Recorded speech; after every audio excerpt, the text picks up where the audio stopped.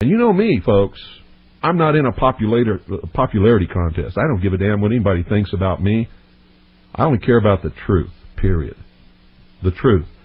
And it's about time some of you got acquainted with the real hard truth. What was going on New Year's Eve was whipping the American people up into a hysteria, hoping, trying to make them do something that would justify martial law. That's why the military and the federal agencies and the FBI and everybody was all geared up and ready to go. Good evening, you're on the air. Hey, Bill. Yeah. This is Matt from Florida. How are you? Good. Yeah, I think that guy, he was just, I think he's just trying to scare people and get them into a panic.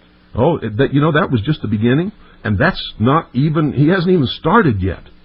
Mm-hmm. That's just the first 45 minutes of a 3-hour broadcast, and he's just beginning to get warmed up. Well, I haven't been listening to shortwave too much lately. I've been mostly tuned into the internet and the press. I used to listen to WWCR back around 93, 94, 96, and you hear some of the same kind of things back then for some of these people. But probably not so much like the Y2K crowd. Well, you see, the government knows they can't pull another Waco. Mm-hmm. They got to try and get us to do something to justify what they want to do.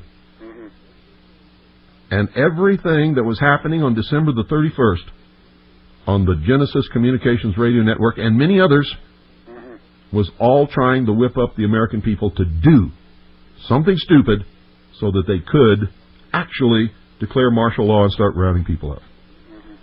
I've been making preparations for quite some time as far as food storage and weapons training and some of that kind of stuff. But that's mainly just for whatever happens to come down the pike. Yeah, not specifically for Y2K. Just hang loose, yeah. You should always be prepared for any emergency. But I've been making my preparations since before Y2K became too hyped up, Oh, I was telling people to get prepared and stock up on 2 years of food storage and water and guns and ammunition and everything 8 years ago. In fact, I've got myself a 1.5 year supply of food, so I thought that was pretty good. Yeah, well, that's great. You're going to need it one of these days. But don't ever let anybody whip you up into making it happen. Remember, we must have the moral high ground, so we have to wait for them to do something that justifies acting, justifies restoration by the militia of the lawful constitutional Republican government of this country. The side that fires the first shot will probably lose public opinion, and if they don't have public opinion, absolutely, they'll probably lose the war. That's right. Sure. Whoever fires the first shot loses. I've said that since 1989. I've been telling people that, and it's the truth. And if they fire the first shot, and the militia moves against them legitimately and lawfully to restore constitutional Republican government, and they bring the military against us, the entire American population will support us. But if we fall into these traps that these people were laying on December the 31st, forget it. It's all over. Yeah, I agree with you on that. Well, I'll let you go. Okay, thanks for calling. Good evening. Bye-bye. Thank you. 520-333-4578 is the number. This is like high school, see. I just slammed the popular guy in the senior class, rightfully so, and I let you know what this guy is really doing, and you're all scared to death to get on the phone and talk about it. Just like high school. Which brings me back to something else I've always said. America's nothing but a bunch of little chicken cowards. The vast American population, most of them, are cowards. And that's why you all file and pay your income tax, even though none of you can find a law that requires you to do it.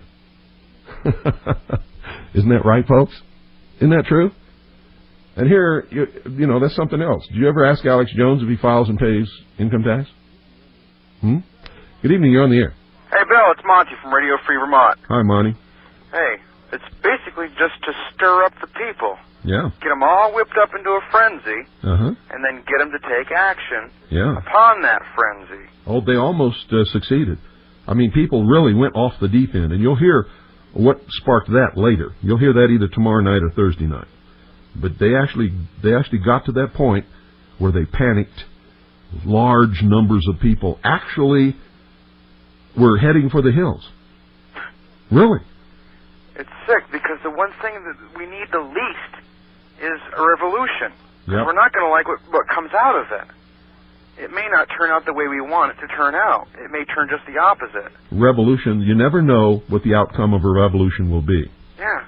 But a restoration has something different. We all know what the outcome is going to be. We know what the goal is, to restore constitutional republican government, to do away with the excesses in government, to arrest those who have subverted this country and destroyed it, and hold them until they can be tried by a jury of their peers as the Constitution dictates, and find out if they're innocent or guilty. I agree. I mean, and if they're guilty, hang them. Lenin said that socialism was brought about through revolution.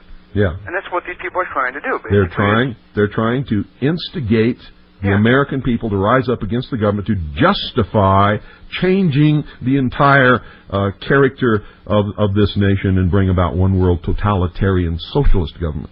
Yeah. That's what they're doing.